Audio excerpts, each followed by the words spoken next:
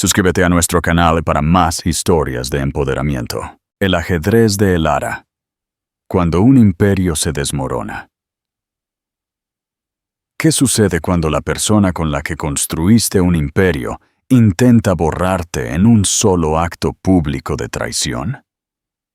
Esta noche nos adentramos en la historia de Elara Valdés, la arquitecta silenciosa detrás del ascenso meteórico del magnate tecnológico Julián Castro.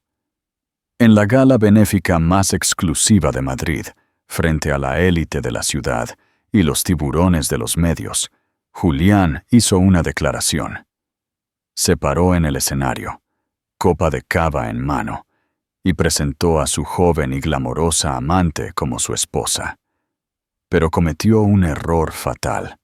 Asumió que la verdadera señora Castro se desmoronaría. Olvidó quién era ella. Esta no es la historia de una mujer despreciada. Es la historia de una reina recuperando su reino. Un movimiento devastadoramente brillante a la vez.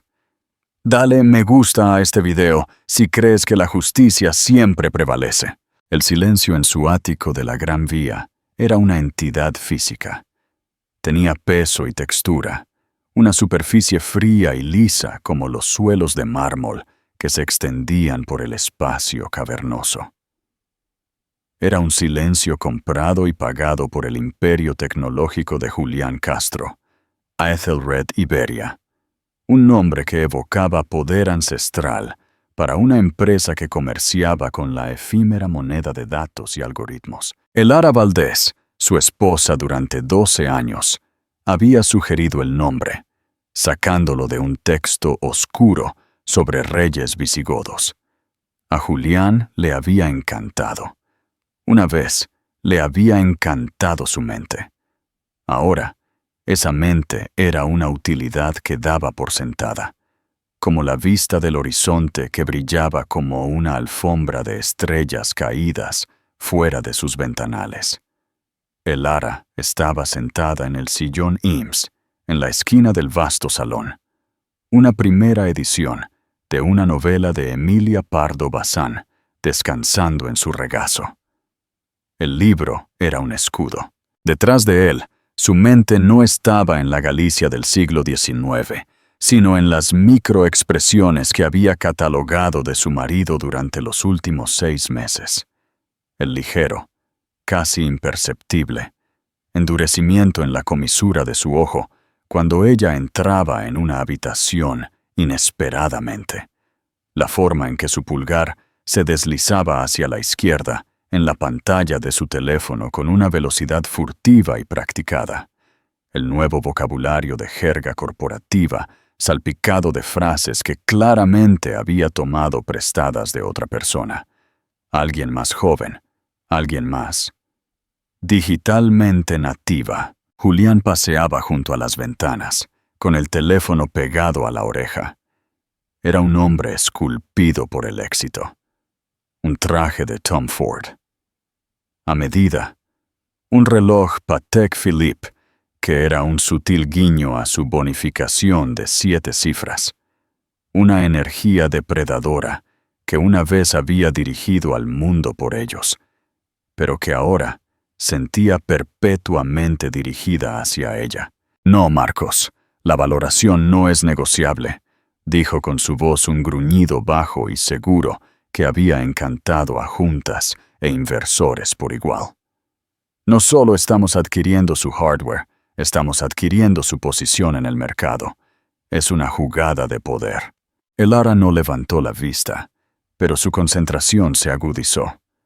Estaba hablando de la adquisición de Arion Labs.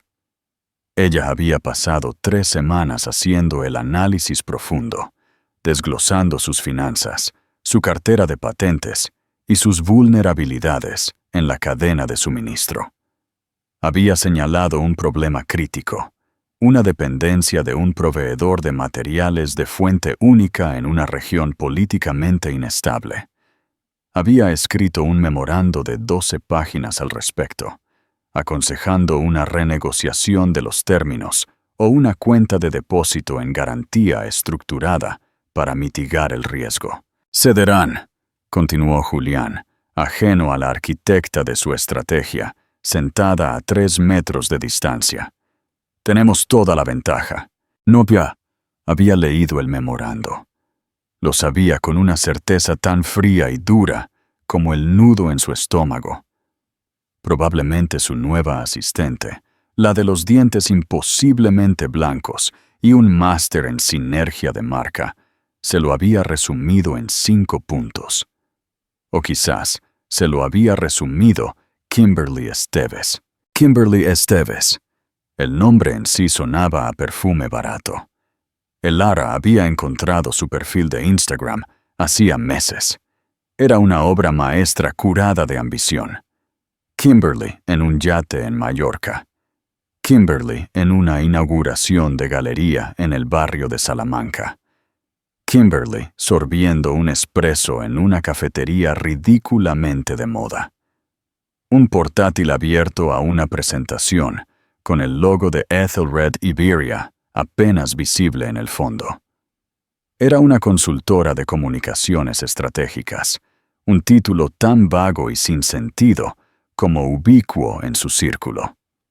También era, Elara lo sabía, la razón de las llamadas nocturnas que Julián hacía en la terraza y el tenue aroma a Baccarat Rouge 540, que a veces se adhería a sus trajes. Julián terminó su llamada y arrojó el teléfono sobre una mesa de cristal con un chasquido agudo. El sonido rebotó en la tranquila habitación. «Gran noche mañana», dijo, dirigiéndose al bar y sirviéndose un whisky. No le ofreció uno a ella. No lo había hecho en mucho tiempo. «La gala de las estrellas», dijo Elara, con voz uniforme. Finalmente cerró su libro, marcando su página. Estaba mirando el catálogo de la subasta. El boceto de Goya es interesante. Es un circo. Él hizo un gesto despectivo con la mano. La misma gente haciendo los mismos cheques para sentirse bien consigo mismos. Escucha, sobre mañana. Removió el líquido ámbar en su vaso, sin mirarla a los ojos. Creo que deberías quedarte en casa. El nudo en su estómago se convirtió en hielo. Oh, pensé que íbamos a copresidir las donaciones del sector tecnológico. Yo, pensó, soy la que consiguió las promesas de la mitad de Silicon Valley. Las cosas están cambiando, Elara. La marca, la imagen, todo se trata de impulso hacia adelante, juventud, energía. Finalmente la miró, y su mirada era evaluadora, como si ella fuera un mueble que estaba considerando reemplazar. Tu estilo es clásico, atemporal, y eso es genial, pero necesitamos proyectar dinamismo. Kimberly Esteves. Ella está manejando nuestras relaciones públicas para el evento. Cree que necesitamos un frente más unificado. ¿Frente unificado? El eufemismo corporativo era tan insultante que resultaba casi cómico. Le estaba diciendo que se quedara en casa para poder llevar a su amante. La audacia, la descarada y pura arrogancia era impresionante. Elara sintió una extraña calma descender sobre ella. El dolor estaba allí, un profundo dolor tectónico, pero estaba siendo cubierto por otra cosa, una ira fría y cristalina. Había sido un fantasma en este matrimonio durante un año, una coautora sin crédito de su historia de éxito. Él pensaba que ella era parte de la decoración, un adorno elegante pero descolorido. Había olvidado que ella había diseñado la casa. «Ya veo», dijo, su voz sin traicionar nada. «Necesitas proyectar una cierta imagen. Lo entiendo perfectamente». Él pareció aliviado, un destello de sorpresa en sus ojos, porque ella no estaba discutiendo. «Exactamente. Gracias por entender, Elara. Es solo negocios». «Por supuesto», dijo ella, levantándose de su silla con una gracia que él había dejado de notar hacía mucho tiempo. «Todo lo es». Se dirigió a su dormitorio, con la espalda recta, sus pasos medidos. Julián, Ya volviendo su atención a su teléfono, no vio la mirada en sus ojos. Era la mirada de una estratega que acababa de ver todo el campo de batalla con perfecta claridad. Él pensó que estaba haciendo una jugada de poder. No tenía idea de que acababa de darle el primer movimiento en una guerra que ni siquiera sabía que se avecinaba. Más tarde esa noche, mucho después de que Julián se hubiera dormido en una de las habitaciones de invitados, un hábito que había desarrollado en los últimos meses, Lara se sentó frente a su tocador. No estaba mirando su reflejo. Estaba mirando su teléfono. Se desplazó por las docenas de mensajes sin leer de amigos y conocidos y abrió una aplicación de mensajería segura y cifrada. Solo había 3 contactos en ella. Uno era un investigador privado que había contratado 2 meses antes. El segundo era un hombre llamado Arturo Ferrer, un legendario pero recluso periodista financiero. El tercero era una mujer llamada Doña Elena Rivera, la matriarca de 80 años de una de las familias filantrópicas más antiguas y respetadas de Madrid. Escribió un mensaje simple a Doña Elena. Elena, mis disculpas por la hora tardía. Sobre la gala de mañana, tengo una pequeña sorpresa que me gustaría anunciar. ¿Presentarás el discurso principal antes de la subasta principal, como estaba planeado? Una respuesta llegó casi al instante. Por ti, querida, le quitaría el micrófono al mismísimo alcalde. ¿Qué tienes en mente? Lara sonrió, una curva lenta y peligrosa de sus labios que el espejo le devolvió.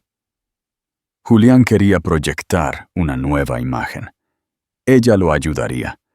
Les daría a él y a todo Madrid una noche de branding que nunca olvidarían. ¿Crees que Lara está siendo demasiado dura o que Julián se lo merece?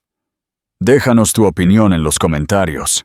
El gran salón Astoria era una catedral de riqueza obscena. Molduras rococó doradas goteaban del techo y candelabros del tamaño de coches pequeños derramaban una luz brillante y dura como un diamante sobre la élite de la ciudad. El aire era denso con el aroma de 1000 perfumes compitiendo y el zumbido bajo de la autofelicitación. Esta era la gala de las estrellas para el futuro de los niños, un evento donde titanes de la industria y vástagos de la vieja riqueza pagaban 50.000 euros por mesa para absolverse públicamente de los pecados del capitalismo. Julián Castro llegó con Kimberly Esteves del brazo, y una ola de flashes los precedió. Eran una visión del poder moderno. Julián, con su esmoquín Brioni perfectamente entallado, parecía en cada centímetro el rey de la tecnología. Kimberly estaba deslumbrante con un vestido de lentejuelas carmesí, que era menos un vestido y más una declaración. Abrazaba cada curva, se hundía atrevidamente en el escote y claramente fue elegido para ser fotografiado. Se rió un poco demasiado fuerte, su mano posesivamente en el bíceps de Julián, sus ojos escaneando la habitación. No en busca de amigos, sino de cámaras. Estaba interpretando el papel de la señora Castro con una energía voraz y desesperada. Se dirigieron a la mesa central, donde Julián estaba conversando con un senador español y el director ejecutivo de una empresa tecnológica rival. Se inclinó, su voz lo suficientemente alta para que los cercanos pudieran escuchar. «Senador, me gustaría presentarle a mi esposa, Kimberly», dijo radiante. «La mente brillante detrás de nuestra nueva estrategia filantrópica». El senador, un hombre que conocía a Lara desde hacía años y que una vez había buscado su consejo sobre política tecnológica, parpadeó confundido. Miró de la deslumbrante y vacía sonrisa de Kimberly a Julián, un signo de interrogación flotando en el aire. Pero la pura confianza de Julián era una fuerza de la naturaleza. Superó la incomodidad, lanzándose a una historia sobre un reciente viaje a Davos, con Kimberly asintiendo como si hubiera estado allí. La mentira era tan audaz, tan descarada, que casi creaba su propia realidad. La gente estaba confundida, susurrando, pero nadie se atrevía a desafiar a Julián Castro en el apogeo de su poder. Fue precisamente en ese momento de triunfo fabricado cuando llegó Elara Valdés. No hizo una entrada, simplemente apareció. Mientras Kimberly era un fuego artificial, Elara era el cielo nocturno. Llevaba un vestido de seda azul medianoche profundo, un diseño personalizado de un modisto tan exclusivo que no tenía etiqueta. Era engañosamente simple, con un corte limpio y escultural que susurraba inmensos gastos en lugar de gritarlo. Sus únicas joyas eran un par de pendientes de zafiro y diamantes que habían pertenecido a su abuela y una sencilla alianza de platino en su mano izquierda. Su cabello estaba recogido en un moño severo y elegante, y su rostro estaba tranquilo, su expresión serena. Irradiaba una quietud que era más imponente que cualquier ruido. No caminó hacia la mesa de Julián. En cambio, entró y se detuvo, permitiendo que la sala registrara su presencia. Un fotógrafo de El País, un veterano que reconocía el poder real cuando lo veía, desvió su lente de Kimberly y tomó una única y perfecta foto de Elara, de pie sola. Los susurros en la sala cambiaron de frecuencia. Pasaron de especulaciones confusas a un chismorreo agudo y eléctrico. La señora Castro. ¿Qué estaba pasando? Julián la vio. Su sonrisa vaciló por un microsegundo, una grieta en la pulida fachada. Un músculo en su mandíbula se contrajo. Kimberly, siguiendo su mirada, vio a Elara, y su sonrisa perfectamente aplicada se tensó. Un destello de puro veneno en sus ojos antes de ser reemplazado por una indiferencia practicada. Elara los ignoró. Su mirada recorrió la sala y comenzó a moverse. Su primera parada no fue una confrontación, sino una conversación tranquila. Se acercó a una mesa donde estaba sentado Carlos Barrientos, un gestor de fondos de cobertura notoriamente gruñón. «Carlos», dijo, su voz un cálido murmullo.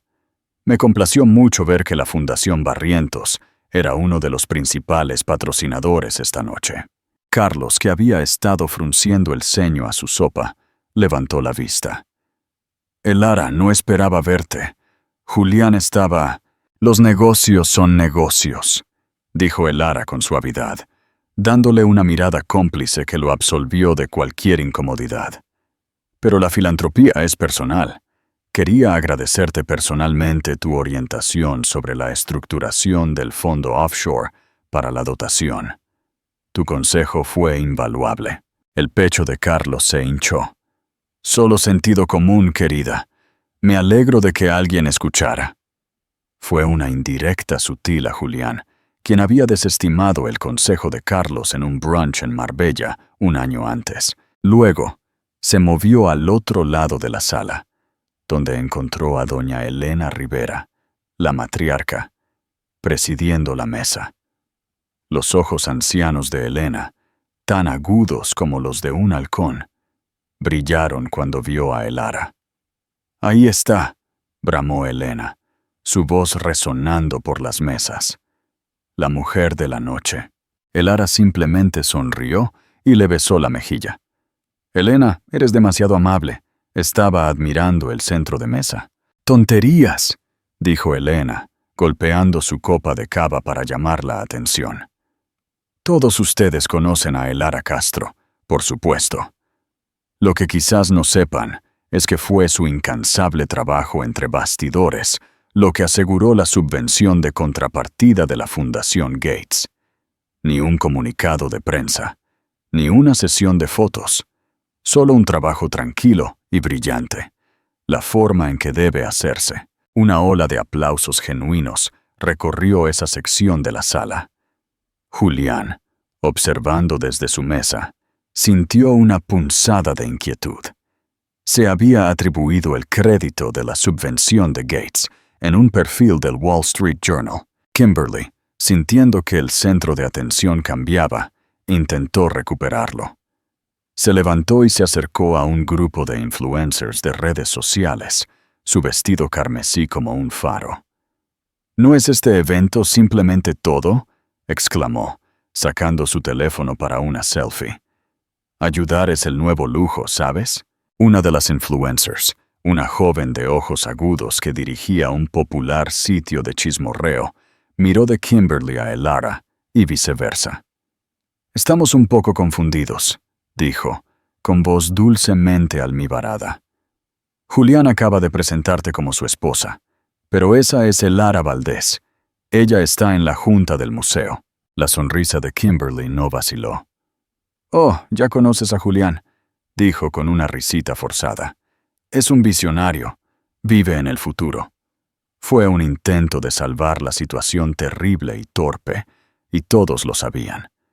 La actuación estaba empezando a deshilacharse. La obra maestra de Elara fue su conversación con Marcos Torres, el segundo al mando de Julián en Ethelred, el hombre con el que Julián había estado hablando por teléfono la noche anterior. Lo encontró cerca del bar, con una expresión profundamente incómoda. «Marcos», dijo Elara suavemente. «Elara, lo siento, no tenía idea», balbuceó. «No hay nada de qué lamentarse», dijo ella, con la mirada firme y tranquilizadora. «Julián está haciendo una declaración, pero quería hablar contigo sobre otra declaración, la que Arion Labs está a punto de hacer cuando su único proveedor de cobalto incumpla su próximo envío. Supongo que Julián compartió mi memorando sobre la inestabilidad política en la región». El rostro de Marco palideció. «¿Qué memorando?» «El análisis de riesgo de 12 páginas que le envié por correo electrónico hace 3 semanas», dijo Elara con calma. «El que aconsejaba incorporar un margen de precio del 40% y asegurar un proveedor secundario antes de la adquisición. Él lo recibió, ¿verdad? Porque si firmó ese acuerdo en los términos originales, toda su división de hardware está expuesta. El valor para los accionistas podría sufrir una pérdida de 9 cifras. Marcos parecía que iba a enfermar físicamente. Murmuró una excusa y se alejó rápidamente, sacando su teléfono, sus dedos volando por la pantalla. Elara no había levantado la voz. No había llorado ni montado una escena. Simplemente había caminado por la sala y desmantelado el imperio de su marido, pieza por pieza, con el poder silencioso y devastador de la verdad. Las semillas estaban sembradas. Todo lo que tenía que hacer ahora era esperar la cosecha. ¿Qué harías tú si estuvieras en la posición de Elara? ¿Buscarías venganza o seguirías adelante? Queremos saber tu opinión».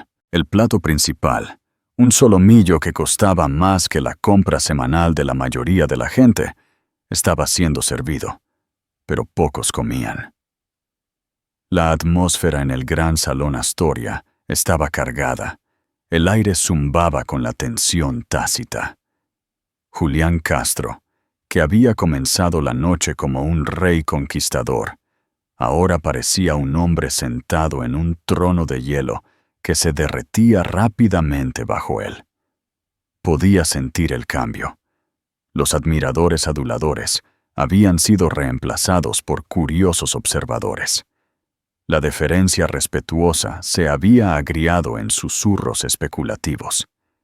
Seguía lanzando miradas furiosas por la sala a Elara, que ahora estaba sentada en la mesa de doña Elena Rivera, con un aspecto perfectamente relajado, enfrascada en una animada conversación con un economista ganador del premio Nobel. Se veía radiante, poderosa y completamente indiferente a él. Era esta indiferencia lo que más le irritaba. Kimberly, por su parte, intentaba desesperadamente apuntalar su narrativa desmoronada. Saltaba de mesa en mesa, riendo demasiado fuerte, tocando brazos con demasiada familiaridad. Su actuación, que había parecido deslumbrante a su llegada, ahora parecía lo que era: una imitación barata. Julián es tan apasionado por cambiar el mundo, le dijo a una mujer de rostro de acero, que dirigía un fondo de capital privado multimillonario. Eso es lo que me encanta de él. Su visión es simplemente tan grande. La mujer, Patricia Navarro, miró a Kimberly con la curiosidad distante de un biólogo que estudia un insecto nuevo y particularmente colorido. Su visión históricamente ha sido atemperada por el pragmatismo de Elara, dijo con voz seca como un hueso. Ella es la que lo convenció de no seguir con esa desastrosa empresa de redes sociales hace 5 años. Le ahorró 500 millones de euros. Lo sé porque iba a vender las acciones en corto. La sonrisa de Kimberly vaciló. No tenía idea de lo que Patricia estaba hablando. Bueno, el futuro es ahora, ofreció débilmente antes de retirarse al lado de Julián. Esta gente es tan estirada, le susurró ella. Con la voz tensa por la frustración. Solo sonríe y luce hermosa, le siseó Julián, su propia sonrisa, una máscara rígida. Ese es tu trabajo. La humillación pública fue una combustión lenta, un fuego construido con leña hábilmente colocada. El periodista financiero Arturo Ferrer, un hombre que podía oler la podredumbre corporativa a 1 kilómetro de distancia, observaba la escena con una alegría apenas disimulada. Llevaba tiempo siguiendo a Ethelred, sintiendo que su espectacular crecimiento estaba alimentado por riesgos insostenibles. Vio a Marcos Torres susurrar frenéticamente a otros 2 miembros de la Junta, con los rostros sombríos. Vio el desaire que Julián recibió de Carlos Barrientos. Vio la calidez y el respeto genuinos que se le brindaron a Elara. No necesitaba un comunicado de prensa. La historia se estaba escribiendo sola en el lenguaje corporal de las personas más poderosas de Madrid. El punto de inflexión llegó durante la subasta en vivo. El subastador, un hombre extravagante con un toque teatral, intentaba despertar el entusiasmo por una estancia de 1 semana en una villa privada en la Toscana. «¡Oigo 200.000!», gritó, su voz resonando en la sala repentinamente silenciosa. Desde la parte de atrás, una voz gritó: «¡100.000! Y solo si la fontanería ha sido actualizada desde el Renacimiento». Una ola de risas recorrió el salón de baile. La voz pertenecía a Javier Cano, un ingenioso y notoriamente mordaz marchante de arte. Estaba sentado en la mesa de Elara. La broma era claramente compartida. Era un momento de club interno, y Julián y Kimberly estaban fuera. Julián, viendo que su control de la noche se le escapaba por completo, decidió forzar la situación. Se puso de pie, le arrebató el micrófono ambulante a una atónita asistente del evento y se dirigió al escenario. «Amigos, colegas», comenzó, su voz resonando artificialmente por los altavoces. «Es maravilloso ver tanta generosidad esta noche». Un silencio se apoderó de la sala. Esto no estaba en el programa. Mientras miramos hacia el futuro, es importante tener un socio que comparta esa visión. Un socio que sea tan moderno, dinámico y con visión de futuro como el mundo que estamos tratando de construir. Hizo una pausa y gesticuló dramáticamente hacia su mesa. «Y soy el hombre más afortunado del mundo por tener a esa socia en mi increíble esposa, Kimberly Castro». Esperó los aplausos. En cambio, hubo un silencio denso e incómodo. La gente estaba paralizada, mirando de Julián en el escenario a Kimberly, que intentaba parecer recatada, a Elara, que no se había movido un músculo. Elara simplemente tomó un sorbo de agua, su expresión ilegible. Julián vaciló. El silencio era su condena.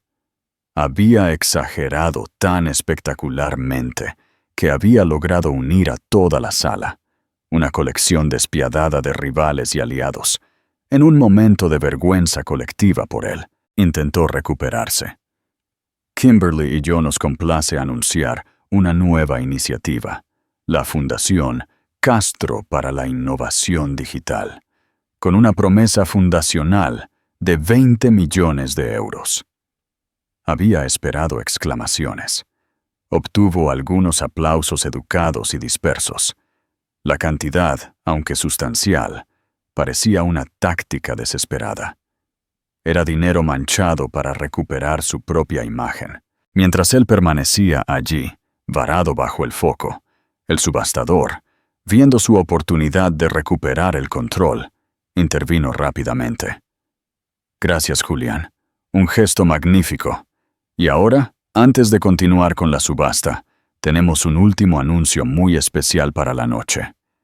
Me gustaría invitar al escenario a la mujer que ha sido el corazón y el alma de esta gala durante los últimos 5 años, la estimada matriarca de la filantropía madrileña, doña Elena Rivera.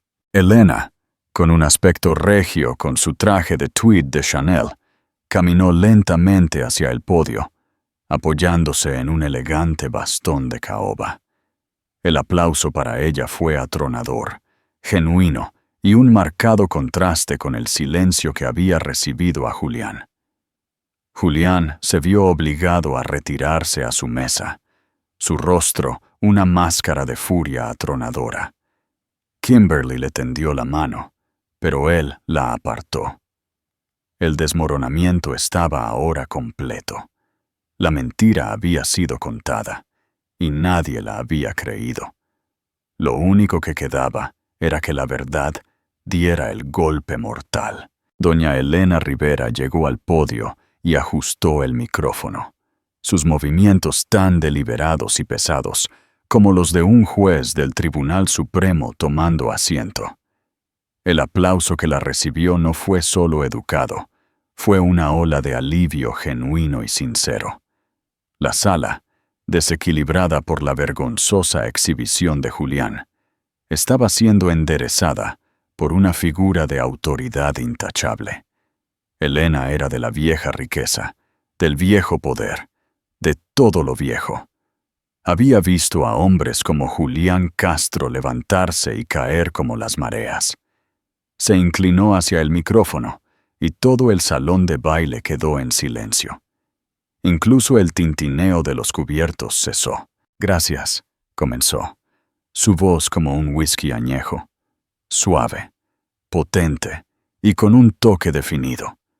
Durante 60 años he tenido el privilegio de asistir a eventos en esta hermosa sala. He sido testigo de declaraciones de amor, de guerra y, con mayor frecuencia, de egos espectacularmente grandes. Una risa cómplice recorrió la audiencia. Sus ojos, agudos y sin perder detalle, hicieron un breve recorrido por la sala, logrando transmitir tanto calidez como una advertencia. No se detuvieron en la mesa de Julián, pero todos sintieron el sutil escalofrío cuando su mirada pasó por ella. Esta noche, continuó, nos reunimos bajo la bandera de la filantropía. Es una palabra maravillosa. Significa, literalmente, amor a la humanidad. Un concepto simple. Sin embargo, en nuestra era moderna se ha vuelto complicado. Se ha enredado con el branding, con el marketing, con el lavado de reputaciones. Las palabras fueron un golpe directo.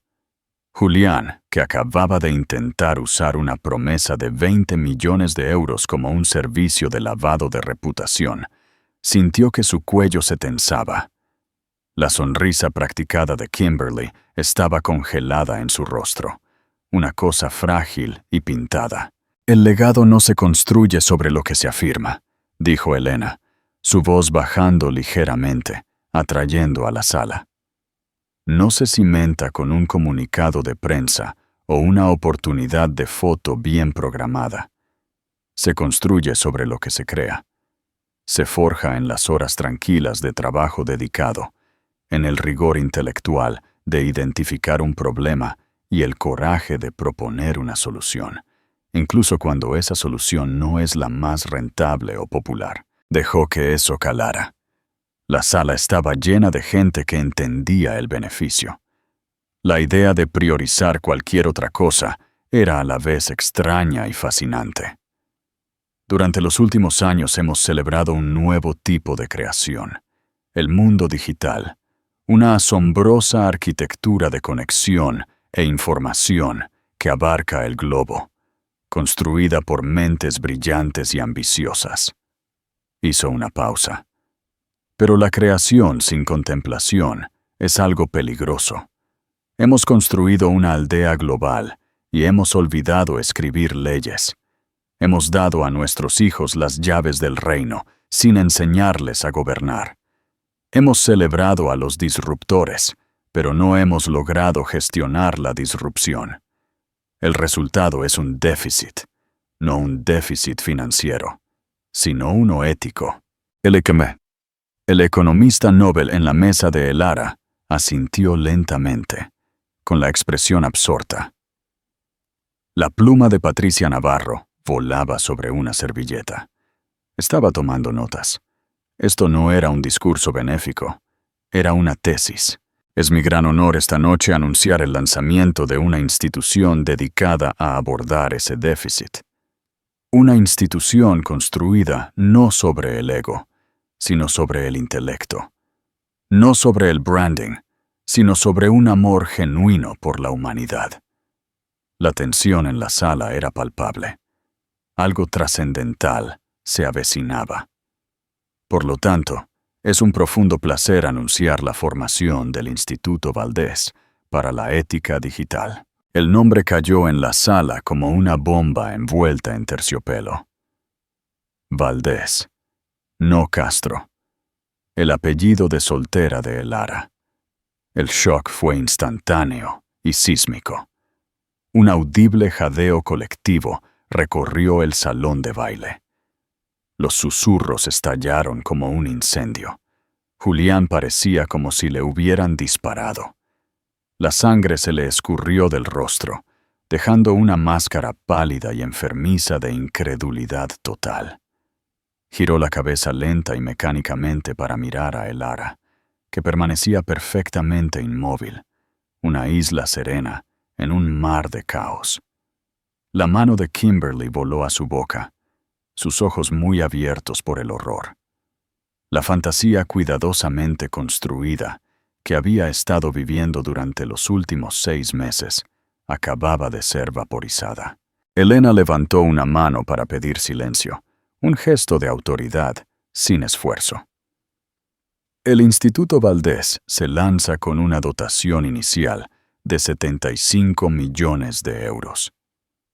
Si el primer anuncio fue una bomba, esta fue la onda expansiva.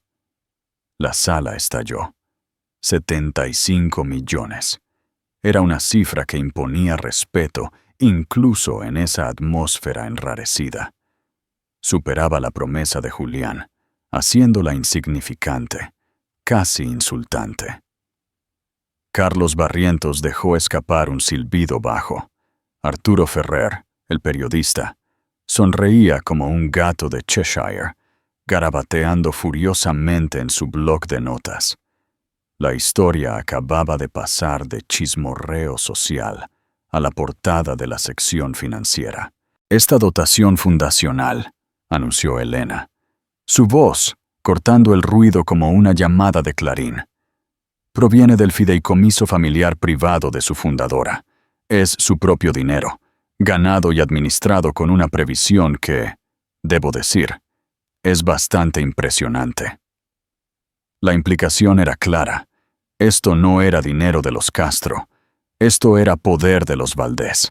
Además, la sonrisa de Elena era ahora triunfante. Me enorgullece anunciar que la Fundación Rivera de mi propia familia, junto con la Fundación Barrientos, ella asintió amablemente a un radiante Carlos Barrientos, y varios otros socios clave representados en esta sala esta noche, ya han prometido 50 millones adicionales en fondos de contrapartida para los primeros 5 años de funcionamiento del instituto. 125 millones de euros. El número flotaba en el aire, imposiblemente brillante. El mundo de Julián Castro acababa de ser revalorizado, y él estaba en el lado perdedor del intercambio. El primer mandato del instituto, declaró Elena, su voz resonando con la pasión de una verdadera creyente, será desarrollar y distribuir un plan de estudios de código abierto para CATU 12 sobre privacidad de datos, sesgo algorítmico y ciudadanía digital. Se proporcionará de forma gratuita a cualquier sistema escolar público del país. Abordará directamente el vacío ético dejado por las mismas empresas que han remodelado nuestro mundo con poca consideración por las consecuencias a largo plazo para nuestros hijos. Fue una maniobra perfectamente ejecutada. Había enmarcado a toda la industria tecnológica, la industria de Julián, como el villano, y acababa de anunciar al héroe que venía a salvar el día. Julián sintió que el suelo se le caía bajo los pies. Estaba siendo castrado públicamente, el trabajo de su vida redefinido como un veneno social, y el antídoto estaba siendo financiado y fundado por la mujer que acababa de intentar borrar. Y ahora, dijo Elena, su voz suavizándose, llena de afecto y orgullo genuinos. Es mi gran honor y alegría personal presentar a la fundadora, la arquitecta y la líder visionaria de esta nueva y vital empresa, una mujer de sustancia, intelecto y profunda gracia. Por favor, den la bienvenida a la señora Elara Valdés. La ovación de pie fue una fuerza física, un rugido de sonido y aprobación que sacudió los candelabros de cristal. Fue una liberación de toda la tensión acumulada de la noche, un juicio colectivo entregado en una ola de aplausos. La sala estaba unida no solo por Elara, sino contra Julián. Aplaudían su inteligencia, su coraje, sobre todo, su exquisita y perfectamente ejecutada venganza. Elara se levantó de su asiento. Caminó hacia el escenario con la misma gracia tranquila y sin prisas con la que había entrado en la sala horas antes. Toda una vida. Estrechó la mano de Elena con calidez y se volvió para mirar a la audiencia. Su audiencia ahora. Se paró en el podio, una figura solitaria y poderosa en azul medianoche, y esperó con una paciencia inquietante a que los atronadores aplausos disminuyeran. Cuando habló, su voz no era fuerte, pero estaba perfectamente modulada, llena de un poder tranquilo y resonante que atravesó el zumbido residual y atrajo la atención absoluta de cada persona en la sala. Gracias, Elena, comenzó, su voz firme. Y gracias a todos. Durante 12 años he tenido el privilegio de un asiento en primera fila para la creación del futuro. He sido testigo del genio, del impulso implacable que ha conectado nuestro mundo de maneras que nunca hubiéramos imaginado. Ha sido una educación. Hizo una pausa, su mirada, barriendo el mar de rostros, una mirada directa e inclusiva, pero que de alguna manera logró que Julián se sintiera completa y absolutamente invisible. Pero con un gran poder, continuó, viene una profunda responsabilidad que no puede ser subcontratada o delegada. Durante demasiado tiempo, el costo humano de la innovación ha sido descartado como una externalidad, Una partida en un balance que nunca se concilia. El Instituto Valdés es mi promesa y nuestra promesa, dijo, gesticulando elegantemente hacia Elena, Carlos y sus otros nuevos socios, de comenzar esa reconciliación. Es una promesa a la próxima generación, de que no solo les daremos herramientas más poderosas, sino que les daremos la sabiduría y el marco ético para usar esas herramientas para el mejoramiento de la humanidad, no solo el enriquecimiento de unos pocos. Estaba serena, elocuente y ferozmente inteligente. No era una esposa despreciada que se vengaba, era una estadista, una fundadora, una fuerza a tener en cuenta que exponía un manifiesto. El trabajo es inmenso, pero es esencial, concluyó, su voz resonando con una convicción imposible de dudar. Y comienza mañana. Gracias por estar aquí esta noche, para presenciar su inicio. Hizo una pequeña y digna reverencia. No sonrió una sonrisa triunfante. Simplemente irradiaba una confianza serena e inquebrantable. Se dio la vuelta y salió del escenario, su tarea completada. No miró hacia atrás al desastre que había creado. No lo necesitaba. El foco de atención que Julián había intentado tan desesperadamente robar para su amante era ahora suyo. Él quedó en la oscuridad, un fantasma en su propia gala, sentado en una mesa con las ruinas de su reputación y una mujer que ahora, pública e irrevocablemente, no era su esposa. La verdadera esposa no solo había robado el protagonismo, se había convertido en el sol alrededor del cual giraba ahora toda la sala. El Lara no huyó del salón de baile. Huir era una admisión de culpa, un gesto de debilidad. En cambio, después de su discurso, bajó del escenario y se movió con deliberada calma, de regreso a su asiento junto a doña Elena Rivera. Se convirtió en un centro gravitacional. La gente no se abalanzó sobre ella, pero se formó una órbita lenta y respetuosa. El economista Nobel se inclinó, con los ojos encendidos por el fuego intelectual, debatiendo ya los puntos más finos de la implementación de su plan de estudios. Patricia Navarro, la titán del capital privado, le dio un asentimiento seco y aprobatorio desde una mesa. Un gesto que en su mundo era el equivalente a un juramento de lealtad.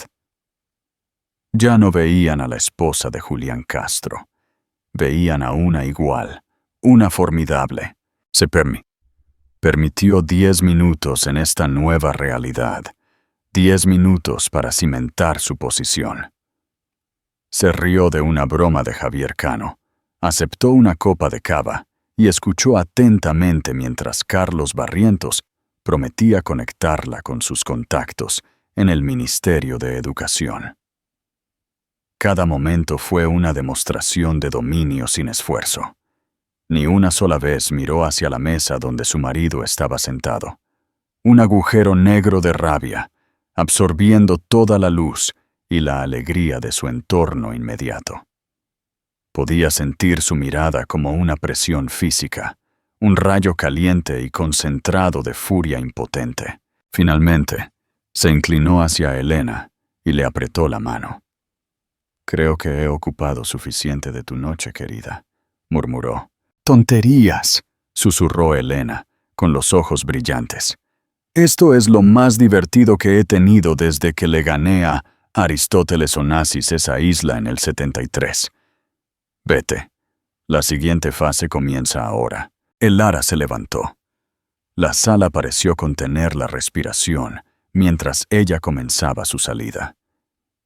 Fue una clase magistral de sutileza. Se deslizó entre las mesas, una palabra aquí, una breve sonrisa allá. Fue una procesión real. Al pasar por la mesa donde estaba sentada la influencer de chismorreo, la joven simplemente la miró, con los ojos muy abiertos y asombrados, y susurró: «Icónica». Su camino no la llevó cerca de Julián. Se dirigió hacia la gran salida en el lado opuesto del salón de baile, una ruta que había planeado en su mente horas antes. El conductor que había contratado, no el coche de la empresa que usaba Julián, sino un servicio privado leal solo a ella, estaría esperando en la entrada lejos del revuelo de los paparazzi en la parte delantera. Estaba casi en la puerta cuando una mano la agarró del brazo, no bruscamente, sino con un agarre desesperado y posesivo. Julián había cruzado todo el salón de baile, con una Kimberly vestida de carmesí arrastrándose a su paso como una sombra chillona y asustada. Su rostro era una máscara atronadora. Sus ojos ardían. ¿A dónde crees que vas?, siseó, su voz baja y venenosa. Elara giró lentamente la cabeza y miró su mano en su brazo, luego de vuelta a su rostro. No habló. No tenía que hacerlo. Su mirada de puro y absoluto asco fue suficiente. Él retiró la mano como si se hubiera quemado. «¿Planeaste esto?», la acusó. Su voz temblaba de rabia. «Te propusiste humillarme». «La humillación es una elección, Julián», respondió ella, su voz tan fría y clara como el agua helada. «Tú hiciste la tuya cuando me pediste que me quedara en casa. Yo simplemente hice la mía». Este instituto», escupió la palabra, «este pequeño proyecto de vanidad, ¿de dónde sacaste tanto dinero? ¿Lo malversaste?».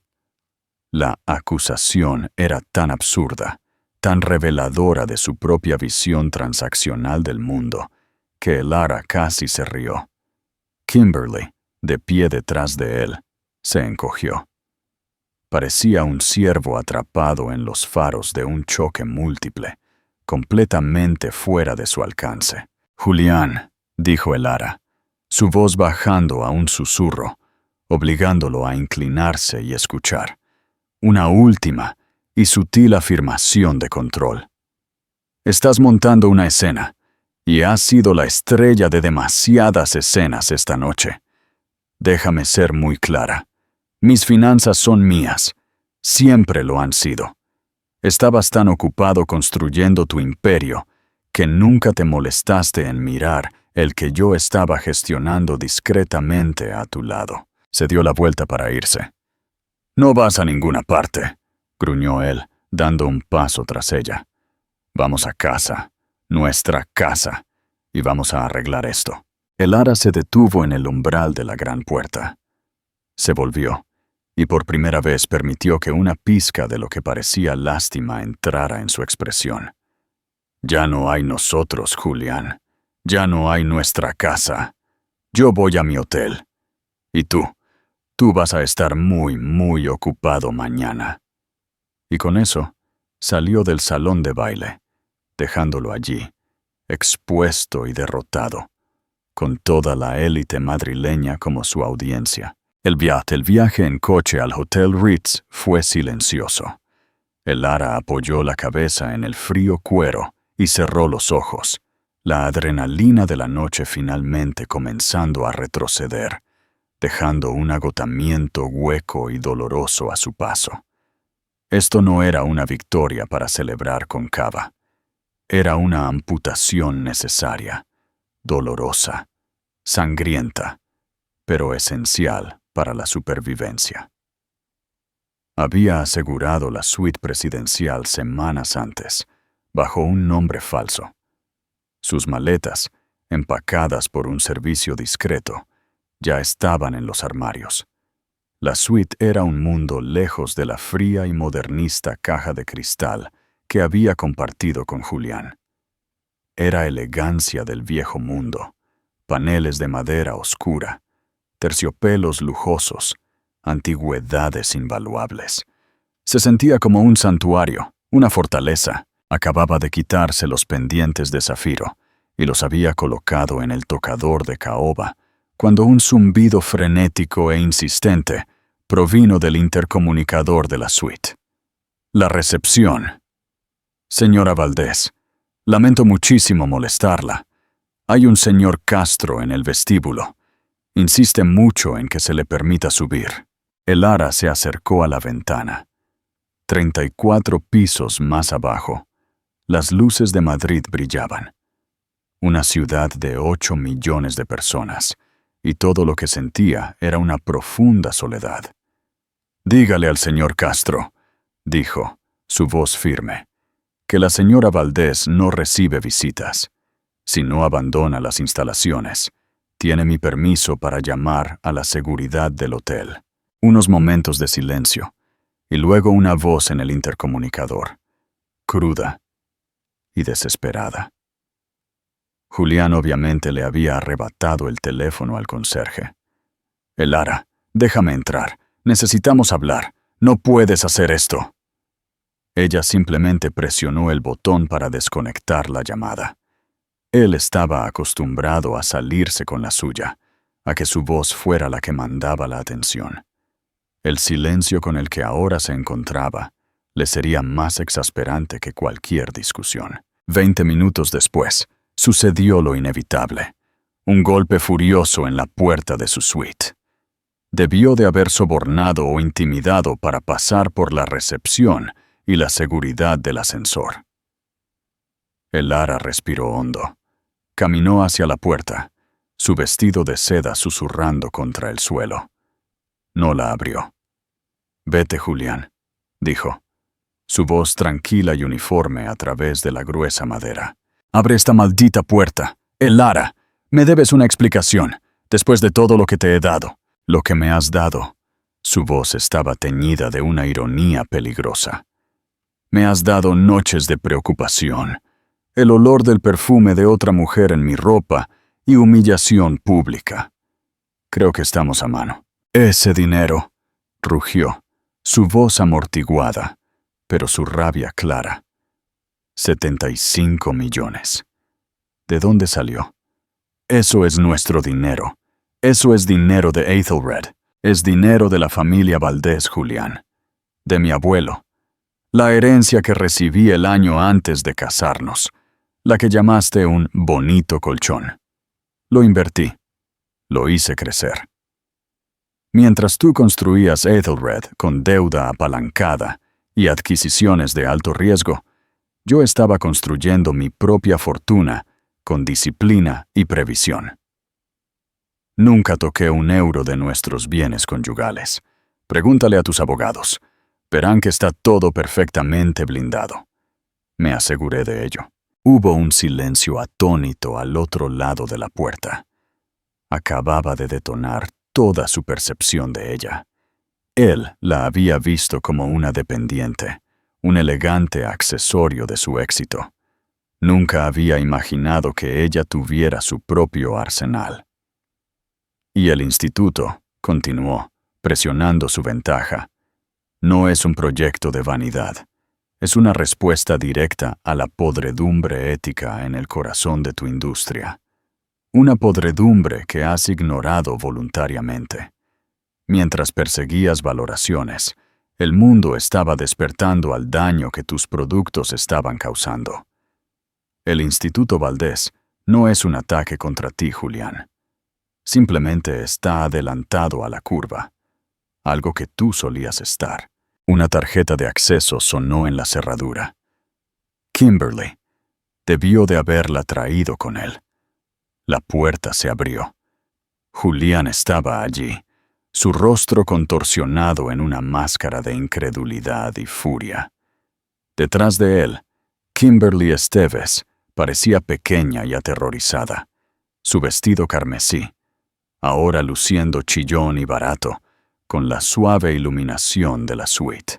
«¿Crees que puedes simplemente irte?» Julián avanzó en la habitación. «¿Y qué? ¿Llevarte la mitad de todo lo que he construido?» Elara no se movió.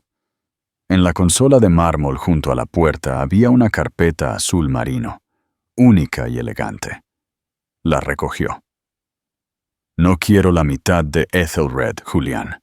No quiero tus opciones sobre acciones ni tus bonificaciones. No quiero este ático ni la casa de Marbella. Todo eso está contaminado. Es tuyo». Ella le tendió la carpeta. Estos son los papeles del divorcio. Mis abogados los redactaron la semana pasada. Los términos son muy simples. Estoy disolviendo nuestro matrimonio. Vuelvo a mi apellido de soltera y renuncio a todas y cada una de las reclamaciones sobre tu fortuna. Él se quedó mirando la carpeta como si fuera una serpiente venenosa. ¿Estás renunciando a ella? ¿A todo? Construiste tu imperio sobre el espíritu de la disrupción, dijo ella. Considera esto mi disrupción de nuestro matrimonio. No quiero nada de ti, una ruptura limpia. Julián se quedó sin palabras. Era un hombre que entendía las transacciones, el apalancamiento, las negociaciones. Esto era otra cosa, un rechazo absoluto. Era un movimiento tan poderoso en su simplicidad que no tenía nada que oponerle.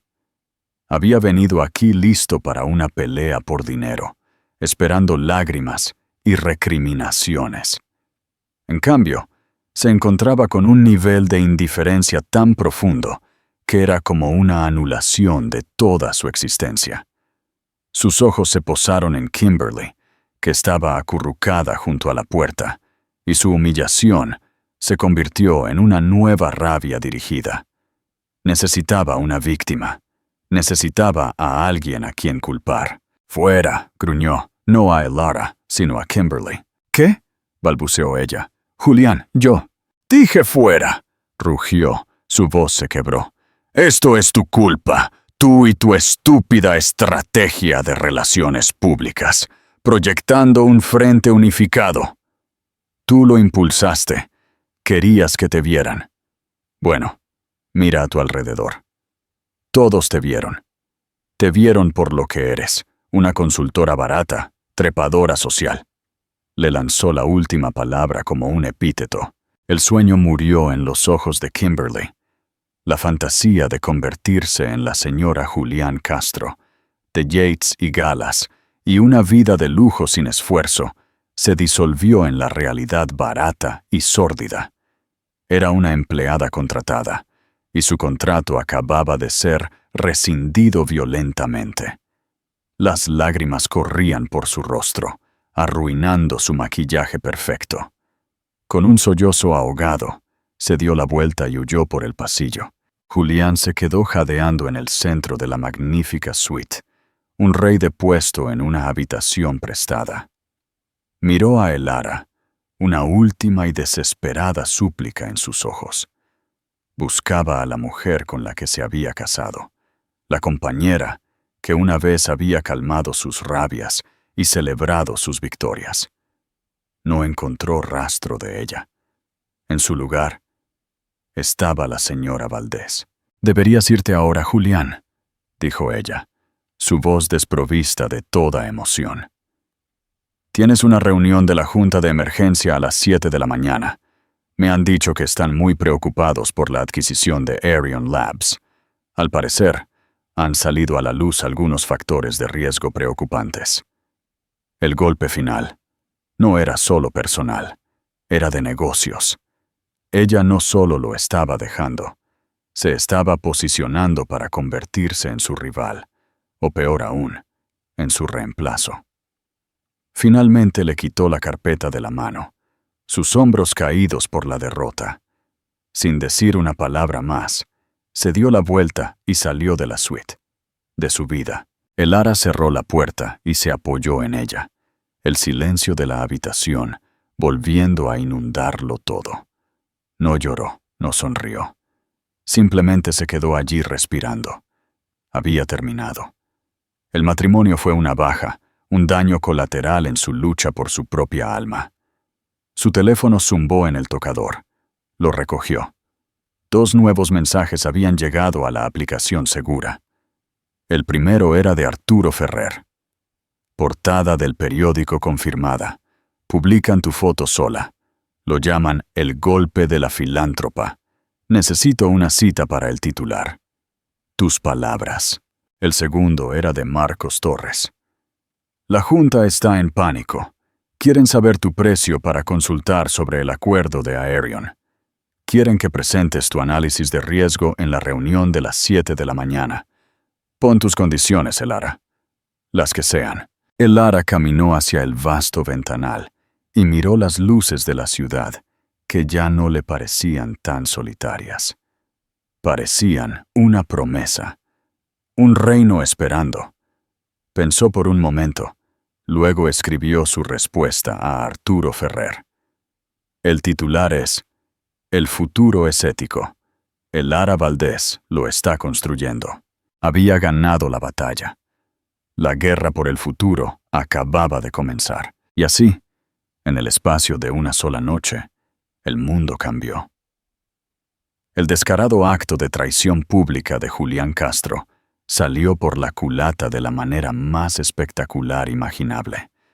No solo perdió el control de la narrativa, se convirtió en una nota a pie de página en la historia triunfante de su propia esposa. Los titulares al día siguiente no trataban sobre su insignificante donación o su nueva esposa.